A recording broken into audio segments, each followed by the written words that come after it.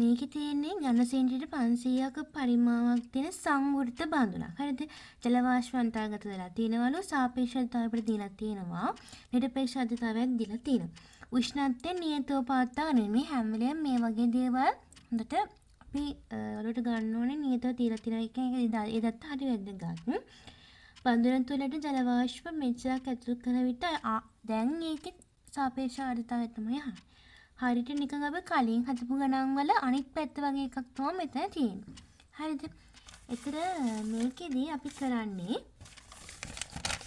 පළවෙනි අවස්ථාවේ මේ තියෙන දත් සටහන. ඒතර මේ අවස්ථාවේ 500 පරිමාණ තියෙනවා. මෙච්චර සාපේක්ෂතාවයක් ආර්ද්‍රතාවයක් තියෙනවා. ඊට පස්සේ නිරපේක්ෂ ආර්ද්‍රතාවය මෙච්චරක් කියලා දීලා තියෙනවා. අපි මේ අවස්ථාවේ ස්කන්ධයෙන් දන්නේ නැහැ. අපි ස්කන්ධය නිකන් එම් වගේ දාමු. මම දැන් මේ වගේ අකුරක් ගන්න හේතුව වෙන්නේ මේක දැන් අපිට ස්කන්ධය සම්බන්ධ කරගෙන ගාන අහලා තියෙන්නේ. ඒ ස්කන්ධය සම්බන්ධ කරගෙන ගාන අහලා තියෙනවා නම් අපි මේ අවස්ථා දෙකේම ස්කන්ධ ගැන අඩුම තරමේ අපිට පොඩි අපි දන්නේ නැති වීජීය සංකේත දාලා හරි අපි ඒක ගැන පොඩි අවධානයක් යොමු කරන්න ඕනේ. හරිද? දැන් ඒ ගාන විදිහ අනුව තමයි. දැන් කලින් මුලින්දී හදපු ගණන් වලට අපි ස්කන්ධය වැඩි අදාළ කරගත්තේ නැහැ. දැන් මේ වගේ ගානකදී ස්කන්ධයනේ ගානේ අහලා තියෙන්නේ. එතකොට අපි ස්කන්ධය කියන එක හැම වෙලේම අපි ගාවගෙන තමයි ගාන හදන්න ඕන. දෙවෙනි අවස්ථාවේදී අපි මෙතෙන්ට අමතරව 2.5 ස්කන්ධයක් ජල වාෂ්ප දානවා. හරිද? ඒතර ඒ අවස්ථාවේ අපෙන් ආවේ සාපේක්ෂ ආර්ද්‍රතාවය. අපි දන්නවා නිරපේක්ෂ දැන් අපිට නිරපේක්ෂ ආර්ද්‍රතාවය දීලා තියෙනනේ ඝන ඩෙසිමීටරයට ග්‍රෑම් 30ක් කියලා. නිරපේක්ෂ ආර්ද්‍රතාවය කියන්නේ ජල වාෂ්ප ස්කන්ධයක් පෙතෙනවා පරිමාවය. මෙහෙම තමයි එන්නේ. හරිද? ඒක සුළු කරාම ඔන්න 15 කියලා එනවා m ට. ඊළඟ අපිට දී තියෙන සාපේක්ෂ ආර්ද්‍රතාවය. සාපේක්ෂ ආර්ද්‍රතාවය අපි දන්නවා ඝනත්වය. දැන් මේ අවස්ථාවේ තිබෙන ඝනත්වයේ බෙදීම සම්තෘප්ත අවස්ථාවේදී ඝනත්වය. දැන් ඒ පරිමාව නියතයිනේ. හරිද? ඒ නිසා v ට v කැපිලා ගිහිල්ලා මෙහෙම තමයි ප්‍රකාශය එන්නේ. මේ ස්කන්ධ කලින් කරා වගේ කලින් කරපු හින්දා මම දැන් අයිති කියන්නේ නැත්තේ. ඉතින් මේ කියන්නේ දැන් තියෙන ස්කන්ධයේ බෙදීම තිබිය හැකි උපරිම ස්කන්ධය. හරිද? දැන් පළවෙනි අවස්ථාවේ අපි දීලා තිනවා මෙතන 30ක් කියලා දීලා තිනවානේ. එතන මේ අවස්ථාවේ අපි දැන් ස්කන්ධය අපි ගණන් කරලා හොයාගත්තා. හරිද? ඉතින් දැන් තියෙන ස්කන්ධය අපි මෙතන හොයාගෙන තියෙන ස්කන්ධය වෙන මෙතන m කියන එකනේ. ඒක අපි හොයාගත්තා.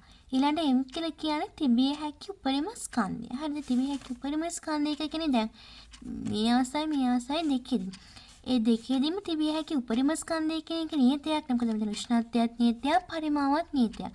එතන මෙන්න මේ අදාළ උෂ්ණත්වය මේ අදාළ උෂ්ණත්වයකදී තිබිය හැකි උපරිම ස්කන්ධය කියලා එකක් තියෙනවානේ. අන්න ඒ තිබිය හැකි උපරිම ස්කන්ධය කියන එක තමයි මේ කැපිටල් M වලින් මම ලියලා තියෙන්නේ. හරිද?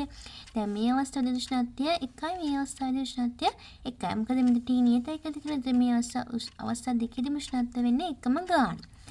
හරිද? ඊට පස්සේ මේ දෙවෙනි අවස්ථාවේදී අපි x වගේ එකක් දාගත්තොත් අපි දැන් x ද හොයන්න ඕනේ. x ට ප්‍රකාශයක් දෙනවා මේක ආශ්‍රය කරගෙන. දැන් මුලින් තිබුණ ස්කන්ධය 15. දැන් අපි හොයාගත්තනේ මේක 15 කියලා අපි හොයාගත්තා. ඒ 15ට අමතරව මේ අවස්ථාවේදී තවත් 2.5ක් දාලා තිනවා. ඒක තමයි මේ තියෙන්නේ. දැන් තිබුණ 15ට අමතරව තවත් 2.5ක් දාලා තිනවා මේ අවස්ථාවේදී. ඉතින් මේ අවස්ථාවෙන් හැබැයි එකම උෂ්ණත්වයේ හින්දා තිබිය හැකි උපරිම ස්කන්ධය කියන එක අර කලින් අවස්ථාවේදී තිබුණ M වෙන්න ඕනේ. මොකද එකම උෂ්ණත්වයනේ. යම්කිසි උෂ්ණත්වයකදී තිබිය හැකි උපරිම ස්කන්ධය කියන එක එකම අගයක්. දැන් අපි මේ එකම අගය මොකක්ද කියලා දන්නේ නැහැ. හැබැයි ඒක මේ මෙතන තිබුණේ කැපිටල් M එකම තමයි මෙතනත් වෙන්න ඕනේ. මොකද හේතුව තමයි යම්කිසි උෂ්ණත්වයකදී තිබිය හැකි උපරිම ජල වාෂ්ප ස්කන්ධය කියන එක නියතයක්. හරිද? නියතයක් නේ හින්දා මෙතනත් ඒක කැපිටල් M තමයි. හරිද? දැන් මෙතනත් M දැන් අපිට M නෙමෙයිනේ හොයන්න ඕන. x කියන එකනේ. ඒ හින්දා අපිට පුළුවන් මේ දෙවෙනි ප්‍රකාශයෙන් පළවෙනි එක බෙදලා හරි එහෙම නැත්නම් පළවෙනි එකෙන් දෙවෙනි එක බෙදලා හරි මොකක් හරි කරලා x හොයාගන්න පුළුවන්. එහෙම හොයාගත්තාම 35ක් කියලා එනවා. හරිද?